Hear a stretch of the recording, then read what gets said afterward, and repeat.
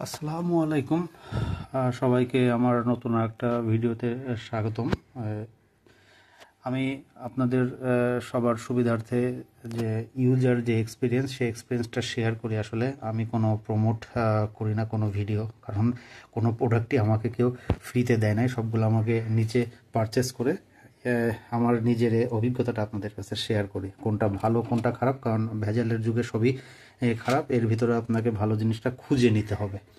যাই হোক, আজকে যে প্রসঙ্গে কথা বলবো সেটা হলো ভোল্টেজ স্টেবিলাইজার। এটা আমার বাসায় ব্যবহার হচ্ছে সাকুর ভোল্টেজ স্টেবিলাইজার সার্ভো সিস্টেম, মানে ভিতরে একটা সার্ভো মোটর রয়েছে। এর ভিতরে একটা মোটর রয়েছে, রিলে সিস্টেম নয়, কারণ এর আগে আমি দুইটা ভোল্টেজ স্টেবিলাইজার কিনে ধরা খেয়েছি যার ভিতরে সার্ভো মোটর সিস্টেম ছিল না। আমি জানতাম না যে মানে ভোল্টেজ স্টেবিলাইজারের ভিতরে সার্ভো মোটর সিস্টেমটা হয়।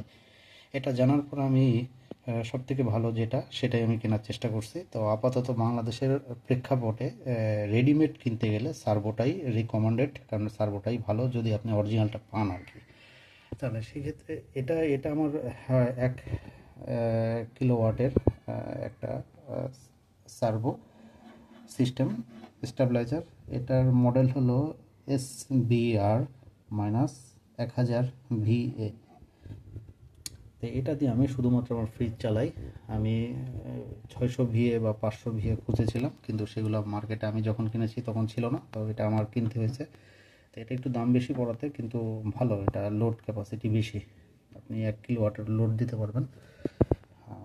মানে 1000 VA বলতে আপনার 800 ওয়াট মতন লোড দিতে পারবেন, রিকমেন্ডেড 800 ওয়াট, এর বেশি দিতে পারবেন না। একটা ফ্রিজ, একটা টিভি বা একটা ফ্রিজ, দুইটা ফ্যান, এগুলো আপনি লোড দিতে পারবেন। তো এটাতে আমার এটার সার্ভোর আপনার স্টেবিলাইজারের লাইনটা চলে গেছে মেন লাইনটা এখানে এসে পিছনে আমি দেখাই, এটা খুলে দেখানো আসলে সম্ভব না। এইখানে গেছে হলো ফ্রিজের লাইন, আর এটার মেন লাইনটা চলে গেছে আমার মেন লাইনে আর কি, এটার ইনপুট লাইনটা। আর যাই হোক, এটা ভালো, মোটামুটি হেভি আছে, বেশ ভালোই। আপনার ভালো মতো বলা যায় 4-5 কেজি তো হবেই। তো এই হলো এটা, আমি এটা ইউজ করতেছি প্রায় 3 মাস হলো, কারণ ফ্রিজ কেনার পর আমি এটা কিনেছি, তো সাথে সাথে পাইনি। ভালো ব্যাকআপ দেয়, আপনার স্টেবল ভোল্টেজ সবসময় 220 আউটপুটটা দেয়, কারণ আমি যে জায়গায় থাকি সেই জায়গায় ম্যাক্সিমাম সময় ভোল্টেজ আপ ডাউন করে, যার কারণে বজ্রপাত হয়, অন্য যা কিছুই হোক সেটা আমার ফ্রিজের উপরে যাবে না, সেটা যাবে আমার স্টেবিলাইজারের উপরে। যদি কোনো কারণে কোনো সমস্যা ইলেকট্রিক লাইনে, আমার ফ্রিজটা বেঁচে যাবে, আমার স্টেবিলাইজারের উপরে সকল লোডটা পড়বে আর কি।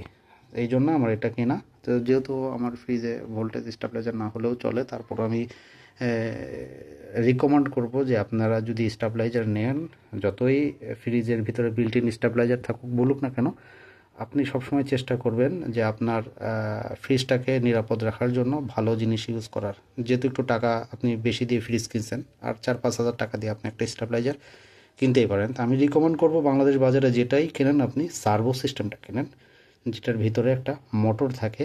আমি থাম্বনেলে সেটার পিকচারটা দিয়ে দিব, ভিডিওর থাম্বনেলে আপনারা দেখলেই বুঝতে পারবেন যে কী ধরনের মোটর ভিতরে থাকে এটার। আসলে এটা আমার খোলা এই পক্ষে পসিবল না। আমি যখন আনছি, যার কাছ থেকে কিনে আনছি, আমি খুলে দেখে আনছি যে ভিতরে মোটর আছে কিনা, এবং ওয়েটটা হেভি হবে, মিনিমাম 4-5 কেজি আপনার হবে, একটা সার্ভো সিস্টেম হবে মিনিমাম, না হলেও 4 কেজি মিনিমাম হবে আপনার। আর রিলে সিস্টেম 2 কেজি, সর্বোচ্চ 2-3 কেজি হবে, বা সর্বোচ্চ হতে পারে, কারণ কম্পোনেন্টগুলো অনেক হালকা। আর 100% কপার হইতে হবে, ভিতরে কয়েল যেটা থাকে মোটরে সেটা 100% কপার হইতে হবে। ওকে, ধন্যবাদ সবাইকে ভিডিওটা দেখার জন্য, আর সবার জন্য ভিডিও করি, সবাই পাশে থাকবেন। আসসালামু আলাইকুম।